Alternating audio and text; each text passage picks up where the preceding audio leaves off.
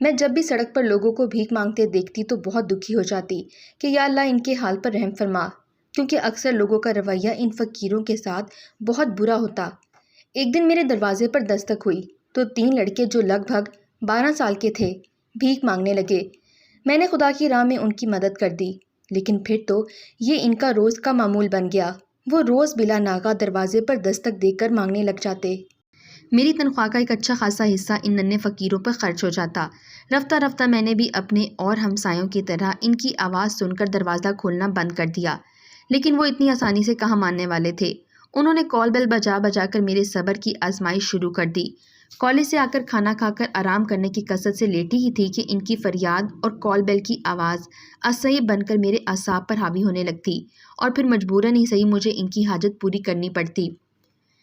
ایک دن میں تھکی ہوئی کچھ زیادہ تھی اور طبیعت بھی کچھ بھاری سی ہو رہی تھی، اس لیے حسب عادت جب انہوں نے بیل بجانا شروع کی تو میں اپنے غصے پر قابو نہ پا سکی اور دروازہ کھول کر ان پر برس پڑی۔ کیا سرائے سمجھ رکھا ہے؟ روز چلے آتے ہو منہ اٹھا کر۔ میں نے کیا ٹھیکہ لیا ہے تمہارا؟ میرا جینا حرام کر دیا ہے تم لوگوں نے۔ بھاگو یہاں سے اور اب بیل مت بجانا۔ باجی 2 دن سے روٹی پیٹ بھر کر نہیں کھائی۔ ان میں سے ایک نے اپنا پچکا ہوا پیٹ دکھاتے ہوئے کچھ اس طرح سے دہائی دی کہ میں آگے کچھ نہ کہہ سکی۔ میرے ضمیر نے ان کے ذب و حالی کا ایک بار پھر شدت سے احساس دلایا۔ ایک عجیب قسم کا احساس جرم سا ہونے لگا مجھے۔ پیسے دے کر میں قریب رکھی ہوئی کرسی پر بیٹھ گئی۔ ذہن کی سطح پر متعدد روح فرسا سوالات ابھرنے لگے۔ آنے والے کل کے بارے میں اس طرح سے یہ بھیک کا پیالہ لیے در بدر گھومتے رہیں گے تو ہمارے ملک کا مستقبل کیا ہوگا؟ کیا ہماری یہ بدحالی لا علاج ہے؟ کب اور کون ایسا مسیحا آئے گا جو ان بے چین روحوں کو گھٹن بھرے ماحول سے نجات دلائے گا؟ کیا اس مسیحے کے انتظار میں ہم سب لوگ اسی طرح ہاتھ پر ہاتھ دھرے بیٹھے رہیں گے اور گائے بگائے معاشرے میں اصلاح کی صرف باتیں ہی کرتے رہیں گے؟ یا وہ ایک دن بھی کبھی آئے گا جب ہم سب میں سماجی ذمہ داری کا ادراک پیدا ہو جائے گا اور اپنے ملک کی مجموعی ترقی اور بقا کے لیے ہم سب انفرادی طور پر جدوجہد کریں گے؟ یہ سب سوالات تیر بن کر اکثر میرے دل اور دماغ کو مجروح کرتے رہتے، لیکن آج ان کی کسک کچھ زیادہ ہی محسوس ہو رہی تھی۔ سنو، تم لوگ اس طرح کب تک بھیک مانگتے رہو گے؟ ایک دن میں نے ان سے پوچھ ہی لیا۔ باجی روٹی نہیں کھائی کل سے، اماں بیمار ہیں، ابا بھی دن بھر کاٹ پٹ پڑا رہتا ہے، دے دو باجی کچھ۔ میرے سوال سے لاتعلقی برتتے ہوئے ان میں سے ایک بڑے والے نے صدا بلند کی۔ اس کی آواز میں بلا کی التجا تھی۔ دیکھو، تمہارے ہاتھ پیر سب سلامت ہے، محنت مزدوری کرو، بھیک اندھے لنگڑے لوگ مانگتے ہیں تو بات سمجھ میں بھی آتی ہے۔ اچھا تم لوگ کچھ کام کرو گے؟ میں نے سب سے بڑے لڑکے کے سر پر شفقت سے ہاتھ پھیرتے ہوئے پوچھا۔ اس نے کوئی جواب نہیں دیا۔ بولو، میں تم کو کچھ کام دوں؟ میں نے پھر سے پوچھا۔ کیسا کام؟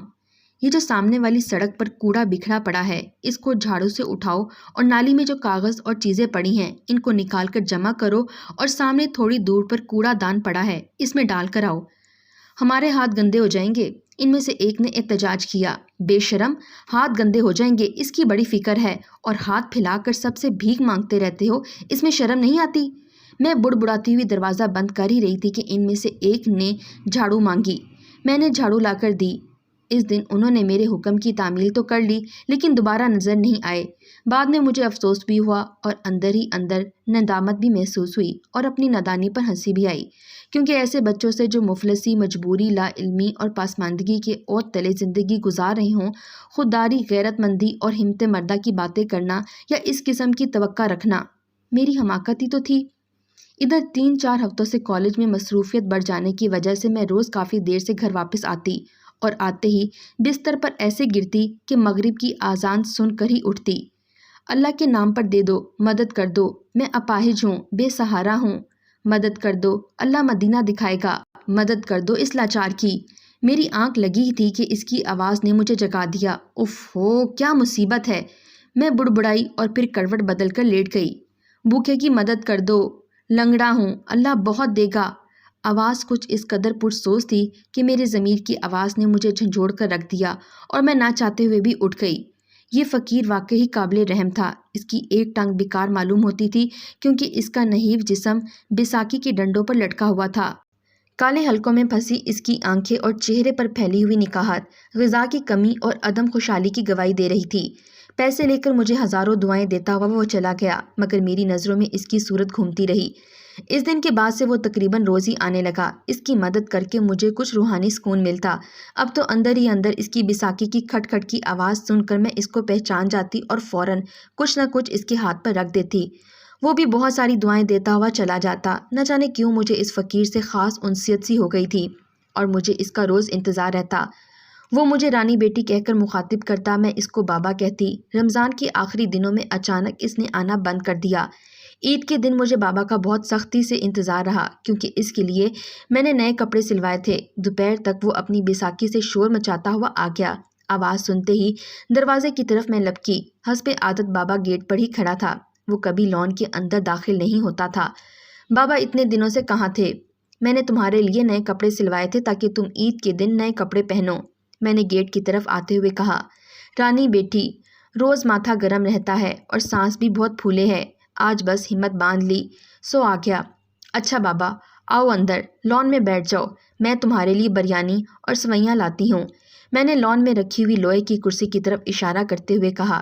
بیساکھی ایک طرف رکھ کر وہ اطمینان سے کرسی پر بیٹھ گیا اور میری لائی ہوئی بریانی اور سوئیاں کھانے لگا۔ بابا اور کچھ لاؤں؟ میں نے اس کی خالی پلیٹ دے کر پوچھا۔ نہیں رانی بیٹی، بس تھوڑا سا ایک پنی میں دے دو، گھر لیتا جاؤں گا۔ ٹھیک ہے، میں تمہارے کپڑے اور کھانا لے کر آتی ہوں، کہہ کر میں ابھی اندر ہی گئی تھی کہ ایک کتے کے بھونکنے کی آواز آئی۔ میں نے پلٹ کر دیکھا تو دیکھتے ہی رہ گئی۔ پڑوس کا کتا نہ جانے کیسے زنجیر تڑوا کر میرے لان میں آ گیا تھا اور بابا پر جھپٹنے لگا تھا۔ بابا دوڑتا ہوا گھر کے اندر داخل ہو گیا۔ دروازہ بند کر کے وہ لمبی لمبی سانسیں لے رہا تھا، لیکن گھبراہٹ میں وہ بھول گیا کہ وہ لنگڑا تھا اور صرف بیساکھی کے سہارے ہی چل سکتا تھا۔ مجھے گھورتا دیکھ کر اس کو اپنی غلطی کا احساس ہوا، لیکن وہ ساکت و جامد کھڑا رہا۔ تو تم دوڑ سکتے ہو، تم تو کہتے تھے کہ ایک ٹانگ اور ہاتھ فالج نے بیکار کر دیا ہے، مجھے اور زمانے کو دھوکہ دیتے رہے ہو آج تک، اپاہج بن کر پیٹ پال رہے ہو تم کو شرم نہیں آتی؟ میرے اعتماد کو کسی نے پہلے کبھی اس طرح سے مجروح نہیں کیا تھا۔ حیرت، غم اور غصے کے ملے جلے جذبات نے میرے دل و دماغ میں ایک ہلچل سی مچا دی تھی۔ میں مسلسل چیختی رہی اور اس کو برا بھلا کہتی رہی، لیکن وہ معصوم بچے کی طرح سر جھکائے کھڑا رہا۔ دھوکے باز، میں تم کو پولیس کے حوالے کر دوں گی۔ کر دو پولیس کے حوالے، وہاں 2 وقت کی روٹی تو مل جائے گی۔ اس نے نرمی سے جواب دیا۔ بکواس مت کرو، اپاہج بن کر رہو گے، جیل کی روٹی بھی منظور ہے، لیکن محنت مزدوری نہیں کرو گے۔ واقعی رحم کرنا بھی حماقت ہے، اتنا بڑا دھوکہ، اتنے دنوں سے تم مجھے دھوکہ دے رہے تھے۔ میں غصے سے دانت پیچ رہی تھی۔ رانی بیٹی، ناراض مت ہو، پیٹ کے لیے انسان سب کچھ کر سکتا ہے، جس کی انتڑیاں بھوک سے سوکھی ہیں وہی جانتا ہے کہ بھوک کیا ہوتی ہے۔ بی بی مجبوری بڑی بری چیز ہے، بنا دوا کے ایک لڑکا مر گیا میرا، بڑی بڑی بپتا پڑی ہیں، تب یہ دھوکہ دھڑی کر کے پیٹ پالنے کی سوچی۔ اس نے اپنا دفاع کرنے کی کوشش کی، لیکن میرے دل میں اس کے لیے رحم تو دور، نفرت کے سوا بھی اور کچھ نہیں تھا۔ محنت مزدوری کرو، جس جسم کو تم نے بیساکھی کے ڈنڈوں پر ٹانگ رکھا ہے اس میں کام لاؤ، جو ہاتھ بیکار میں لٹکائے رکھتے ہو اس کو کوئی کام کرنے کے لیے استعمال کرو، لیکن تم تو مفت خوری کی عادت ہو گئی ہے۔ بے ایمان ڈاکو پستول سے ڈرا کر لوٹتا ہے، چور رات کی تاریکی میں ہاتھ صاف کرتا ہے، اور تم جیسے لوگ تو اور زیادہ خطرناک ہو، معصومیت کا چولا پہن کر شریف لوگوں کو دھوکہ دیتے ہو۔ میری آواز میں نفرت کے ہزاروں تیر پیوست تھے جو وہ بغیر محسوس کیے نہ رہ سکا۔ اس کی آنکھیں آبدیدہ ہو گئیں اور وہ رندھی ہوئی آواز میں بتانے لگا کہ کس طرح مشکلات کی ٹھوکروں نے اس کو بیساکھی کا سہارا لینے پر مجبور کیا۔ وہ ٹھیلے پر کیلا بیچتا تھا اور روزانہ اتنا کما لیتا تھا کہ اپنے بال بچوں کا پیٹ بھر سکے، لیکن جب شہر میں تعمیری سرگرمیاں شروع ہوئیں اور سرکار نے سڑکیں چوڑی کرنے کا پلان بنایا تو ٹھیلے والوں کو سڑک کے کنارے کھڑے ہونے کی ممانعت ہو گئی۔ روز کنواں کھود کر پانی پینے والے یہ لوگ پریشان و ہراساں ڈی ایم کے پاس گئے۔ انہوں نے پوری ہمدردی جتاتے ہوئے انہیں ایک نیا علاقے میں جگہ دے دی، لیکن بھلا ہو ہمارے کچھ پولیس والوں کا، جو خود غرضی اور نفس پروری کے کچھ اس طرح شکار رہتے ہیں کہ حصول رزق کے لیے صرف انہی کی زندگی کا حاصل بن کر رہ جاتا ہے۔ نتیجے کے طور پر موقع سے فائدہ اٹھاتے ہوئے انہوں نے غریب ٹھیلے والوں کے سامنے جگہ دینے کے عوض 1,000 روپے کی شرط رکھ دی۔ مرتے کیا نہ کرتے، کسی نہ کسی طرح سب نے ان کی جیب گرم کر دی، لیکن کچھ دنوں کے بعد سرکار نے انہیں ایک نئی جگہ الاٹ کر دی اور اس دفعہ پھر ان میں سے 1,000 روپے جمع کرنے کی توقع رکھی گئی۔ جنہوں نے مانگ پوری کر دی انہیں جگہ مل گئی، اور جو مجبوری کے تحت اتنی بڑی رقم کا انتظام نہ کر پائے وہ اپنا ٹھیلا لیے ادھر ادھر پھرتے رہے۔ بی بی، میں 5 بچوں کا باپ ہوں، بیوی صدا کی بیمار، میں کہاں سے لاتا؟ پھر 1000۔ میں اس کے پیر پڑتا رہا۔ جب اس نے ایک نہ سنی تو میں نے اس کا گریبان پکڑ لیا، لیکن کہتے کہتے وہ کچھ دیر کے لیے رک گیا۔ فرط جذبات سے اس کی آواز حلق میں پھنسنے لگی۔ لیکن کیا؟ بی بی، اس نے مجھے مار مار کر ادموا کر دیا اور میرا ٹھیلا اور کیلے لے گیا کہ تھانے پر جمع کیا جائے گا۔ میرا قصور کیا ہے؟ میں پوچھتا رہا، لیکن کوئی سننے والا نہیں تھا۔ وہ حرامی الٹا مجھے چور اور حرامی کہہ کر پکار رہا تھا۔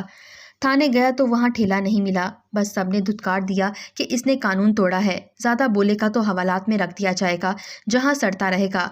گھر آ کر ایسا گرا کہ 4-5 ماہ تک اٹھ نہ سکا۔ وہ بچے جو تمہارے گھر آتے تھے میرے ہی بچے تھے۔ بچے تو بچے ہوتے ہیں، وہ کیا کام کرتے؟ مانگ کر کھا لیتے اور ہمارے لیے بھی لے آتے۔ پر کب تک ایسا چلتا؟ ذرا دم آیا تو میں نے مزدوری کرنا چاہی، پر بدن نے ساتھ نہ دیا۔ اینٹیں لے کر ایسا گرا کہ سر اور پھڑوا لیا۔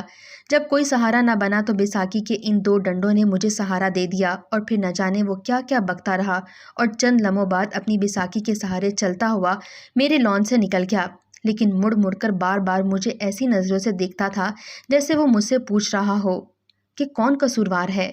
وہ خود بے سہارا بابا، اس کے معصوم بچے جن کے ہاتھوں میں ضرورت نے بھیک کا پیالہ پکڑا دیا تھا، ہمارے ملک کے خود غرض سربراہ اور رشوت خور سرکاری افسران، یا غریب عوام جو ظلم کے خلاف آواز نہیں اٹھا سکتی۔ بہت دور تک میری نظریں بھی اس کا تعاقب کرتی رہیں۔ میں سوچ میں پڑ گئی کہ لوگوں کے لیے مانگنا کتنا آسان ہے، کیسے جلد ہی محنت سے گھبرا جاتے ہیں۔ اگر ایسا ہی حال رہا تو یہ لوگ حقداروں کا حق بھی کھا جائیں گے۔ چھوٹے چھوٹے بچوں کو مانگنے پر لگا دیا جاتا ہے۔ تب میرے دل سے دعا نکلی، یا اللہ ہم پر رحم فرما، آمین۔